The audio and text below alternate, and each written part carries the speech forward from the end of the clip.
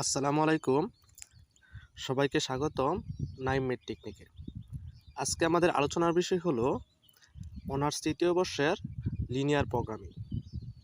আজকে আমরা একটি সমস্যা নিয়ে এসেছি। সমস্যাটি হলো নিম্নোক্ত লিনিয়ার প্রোগ্রামটি জ্যামিতিক পদ্ধতিতে সমাধান করো। দেওয়া আছে লঘিষ্ঠকরণ বা সর্বনিম্ন মান নির্ণয় করতে বলছে কার, z=20x1 + 10x2। তারপর শর্ত দেওয়া আছে, এই যে এটুকু হচ্ছে শর্তগুলো দেওয়া আছে এত। তো এই প্রোগ্রামটার আমাদের সমস্যার সমাধান করতে হবে। তো চলো সমস্যাটি সমাধান করি। তো দেখো, প্রথমে আমরা লিখে নিয়েছি, দেওয়া আছে লঘিষ্ঠকরণ এত, শর্তসমূহ দেওয়া আছে এত, যা দেওয়া আছে তা আমরা আগে লিখে নিয়েছি। এখন লেখচিত্র অঙ্কনের জন্য আমরা প্রদত্ত অসমতাগুলোকে সমীকরণ আকারে বিবেচনা করি। এই যে অসমতাগুলো যে আছে, এটাতে আমরা সমীকরণ বা ইকুয়াল আকারে প্রকাশ করব। তো সমীকরণ আকারে প্রকাশ করি এবং বিন্দুগুলোর স্থানাঙ্ক নির্ণয় করি। আচ্ছা, তো সমীকরণটা কি হইতেছে, যে এক নাম্বার, এই যে এক নাম্বার যেটা আছে, এটার প্রথম সমীকরণ আকার প্রকাশ করছি x1 + 2x2 = 14। তারপর 40 দ্বারা এটার ভাগ করতে হবে আমাদের। 40 দ্বারা ভাগ করলে কি হয়েছে, x/40, আর এটা হইতেছে উপরে আছে কি 2। তো 2টা যদি আমরা 40-এর ভাগ দেই তাহলে কি হইতেছে, উপরে x2, নিচে হইতেছে 20 = 40 দা যদি 40-এর ভাগ দিই তাহলে হইতেছে 1। তো স্থানাঙ্কটা কি হইতেছে, অর্থাৎ স্থানাঙ্কটা হইতেছে এই যে 40 a0 বা এটা স্থানাঙ্ক ধরেছি a, এটা ধরে নিছি b। তো এটা হইতেছে কি 40, এই যে 40, তারপর হইতেছে y = 0, আর তারপর হইতেছে 0 এবং 20। তো 40, 0 এবং 0, 20 স্থানাঙ্ক দুটা। তো স্থানাঙ্ক কিভাবে হয়েছে, তো স্থানাঙ্কের সূত্র হইতেছে, এরকম সমীকরণ থাকলে এই আকারের সমীকরণের স্থানাঙ্ক হইতেছে, প্রথম স্থানাঙ্ক বা x1 এর স্থানাঙ্কটা হবে এই a0। দেখো a0 এটা হইতেছে 40, এই যে আমরা 40 বসাইছি, তারপর 0 বসাইছি, আর তারপর x2 স্থানাঙ্কটা হইতেছে 0 এবং b, 0b, এই যে 20টা হইতেছে b। তে আমরা এই যে প্রথমে 0 বসাইছি, তারপর 20 বসাইছি। অনুরূপভাবে এই যে আমরা প্রথমটা নির্ণয় করছি এটা, তারপর এখন দ্বিতীয়টা নির্ণয় করব, এটা নির্ণয় করব। তো দ্বিতীয়টা নির্ণয় করতে আমরা লিখছি কি, এই যে আবার দেওয়া আছে, এটা সমীকরণ আকার প্রকাশ করছি। তো সমীকরণ 3x1 + 3x2, যেটা লিখছি আমরা 3x1 + 3x2 = 13। তো আমরা এখন যদি এটার এই যে 30 দা ওইটার আগেটার মতোই যদি 30 দা এটার ভাগ দিই, x1টা ভাগ দিই, তাহলে কি হইতেছে, উপরে হইতেছে x1, এই 3 দা যদি 30-এর ভাগ দিই তাহলে হইতেছে এই 10। আবার x2 এই যে 30 দা যদি x2-এর ভাগ দিই তাহলে হইতেছে x2/30, 30 দা যদি 30-এর ভাগ দিই তাহলে হইতেছে 1। অর্থাৎ এই যে আগেরটার মতো স্থানাঙ্ক হইতেছে কি 0a এবং a0। তো 0a a0 পরেরটা হইতেছে 0a। তো a0a হইতেছে যেটা, তো হইতেছে আমরা 10 0, আর একটা হইতেছে 0 13, এই যে এটা হচ্ছে 13 0 13 0। অনুরূপভাবে প্রথমটার স্থানাঙ্ক নির্ণয় করছি, পরেরটার স্থানাঙ্ক নির্ণয় করছি, এখন এটার স্থানাঙ্ক নির্ণয় করব। তো এই তৃতীয় নাম্বারটার স্থানে লিখছি, এত সমীকরণ আকারে লিখছি।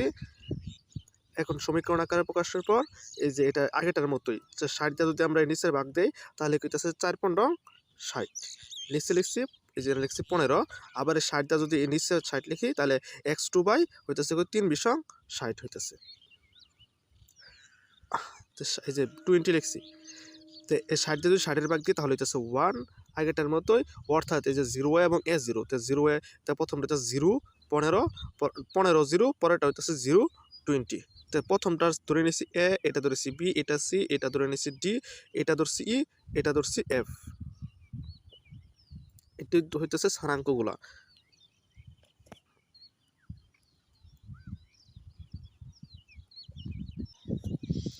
তারপর দেওয়া আছে কি, এই যে আরেকটা শর্ত দেওয়া আছে x1 এবং x2 দেওয়া আছে কি 0। তো আমরা এটা যদি সমীকরণ আকার প্রকাশ করি তাহলে দেখো কি হয়, তাহলে হইতেছে x1 = 0, আর একটা হইতেছে x2 = 0।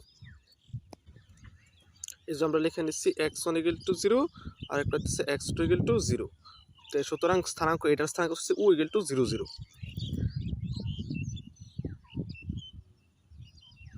ঠিক আছে, এখন x1 কে x অক্ষ এবং x2 কে y অক্ষ ধরে xy সমতলে বিন্দুগুলোর স্থাপন করে গ্রাফ অঙ্কন করি এবং অসমতলগুলি দ্বারা সীমাবদ্ধ এলাকা নির্বাচন করি।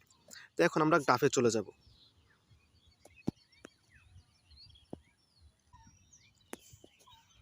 তো আমরা লেখচিত্র অঙ্কন করি। দেখো লেখচিত্রের মাঝে আমরা এ বিন্দু বসাইছি এটা, তারপর বি বিন্দু বসাইছি এটা, এই দুইটা যোগ করে দিছি।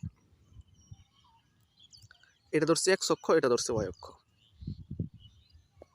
তারপর x অক্ষ থেকে আমরা পরে 2 নম্বর সমীকরণের যে মানটা ছিল c বিন্দু এবং d বিন্দু বসাইছি, c আর d যোগ করে দিছি।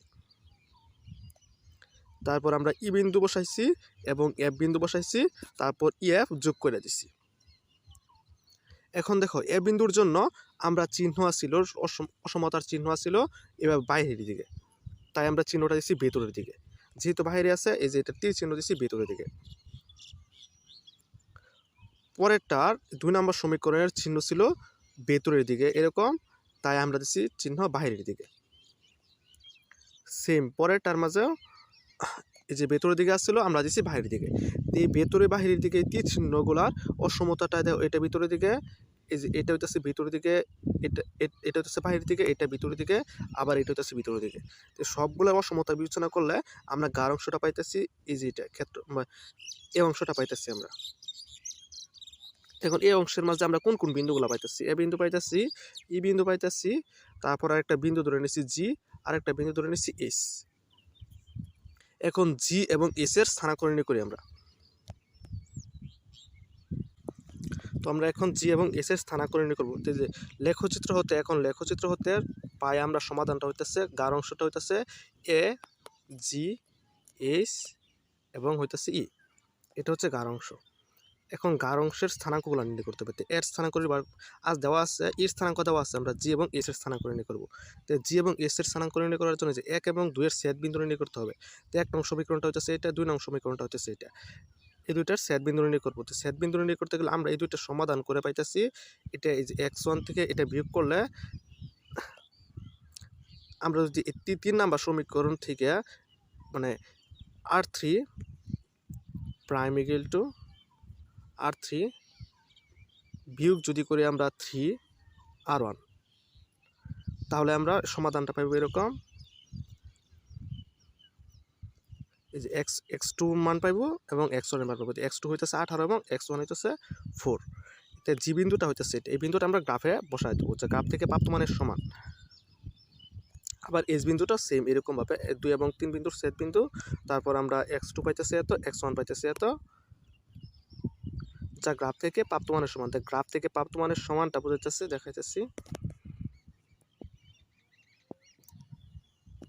তো গ্রাফ থেকে প্রাপ্ত মান বলতে এই যে এখান থেকে 5 গড়ের পরে এই যে এই সাইডে হইতেছে 5 গড়, তাই আমরা লিখলাম 5। জির মানটা হইতেছে 5 কমা এখান থেকে 5 গড়, 10 গড়, 15, পরে দেখো 16, 17, 18, এই যে ফুল স্টপটা, এই যে এই বিন্দুটা হইতেছে 18, এটা হইতেছে 5 এবং 18, যা আমরা উপরে যে মান নির্ণয় করে যেটা পাইছি এটা সেম, এটা হইতে হইব।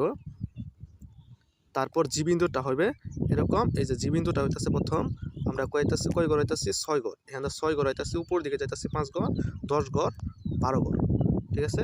তো হবে 6 এবং 12 এই বিন্দুটা। তো এখন এই যে এই গার অংশের যে বিন্দুগুলো আছে, জি বিন্দু, এস বিন্দু, ই বিন্দু এবং এ বিন্দু, এই মানগুলো আমরা জেড ইকুয়াল টু যে সমীকরণটা আছে ওই সমীকরণটা বসাইলেই যদি সর্বনিম্ন মান আসে, যে সর্বনিম্ন মান যেটা, এটা হবে সর্বনিম্নকরণ এবং যেটা সর্বোচ্চ থাকবে ওটা হবে সর্বোচ্চকরণ। তাই আমরা মানগুলো বসাই।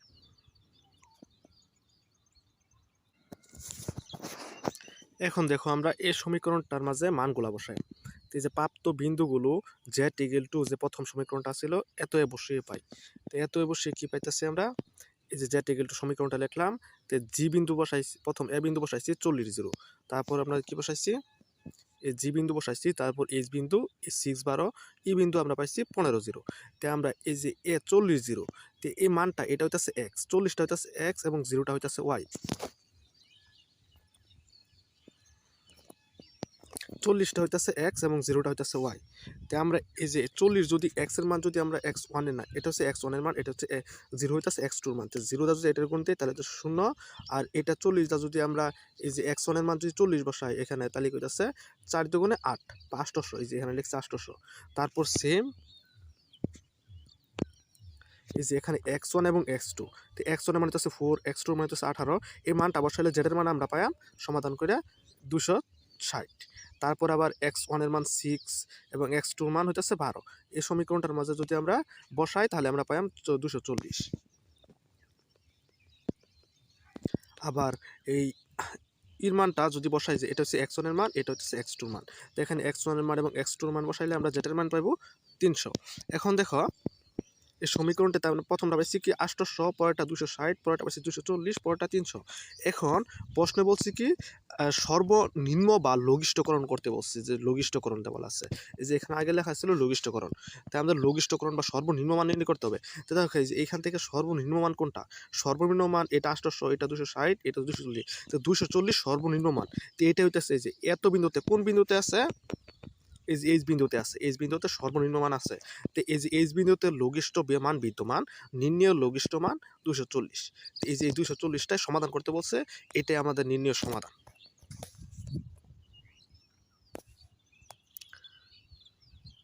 তো ভিডিওটি যদি ভালো লাগে তাহলে অবশ্যই একটি লাইক, কমেন্ট এবং সাবস্ক্রাইব অবশ্যই করবে। আর চ্যানেলে যদি কোনো দর্শক নতুন হয়ে থাকো তাহলে অবশ্যই সাবস্ক্রাইব করবে। ভিডিওটি এখানে শেষ করছি। আসসালামু আলাইকুম।